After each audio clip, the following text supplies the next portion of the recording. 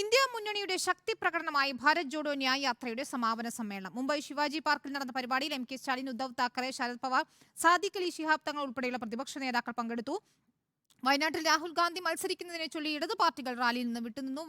ബോളിവുഡിനെ വെല്ലുന്ന നടനാണ് നരേന്ദ്രമോദി എന്ന് രാഹുൽ ഗാന്ധി കുറ്റപ്പെടുത്തി. നോബൽ മാരിക്കാരൻ നൽകും വിവരങ്ങൾ. നോബൽ, ഇടതു പാർട്ടികൾ വിട്ടുനിന്നെങ്കിലും വലിയ ഒരു ശക്തി പ്രകടനമായി മാറി ഇന്ത്യ മുന്നണിയുടെ ഈ പരിപാടി എന്നതാണ്. പ്രത്യേകിച്ച് CAA വിഷയം ഉൾപ്പെടെ ഉയർത്തിക്കൊണ്ടായിരുന്നു ഈ മഹാറാലി സംഘടിപ്പിച്ചതെന്നാണ് മനസ്സിലാക്കാൻ കഴിയുന്നത്. വിനീത, രാഹുൽ ഗാന്ധി നയിച്ച ഭാരത് ജോഡോ ന്യായത്തിന്റെ സമാപന സമ്മേളനം ഇന്ത്യ സഖ്യത്തിന്റെ ശക്തി പ്രകടനമായി മാറി.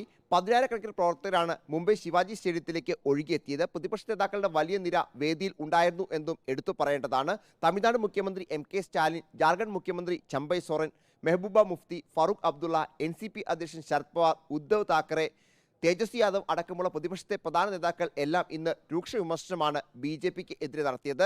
രാഹുൽ ഗാന്ധി പറഞ്ഞത് പോരാട്ടം നരേന്ദ്രമോദിക്ക് എതിരെയല്ല, ഒരു ശക്തിക്ക് എതിരെയാണ്.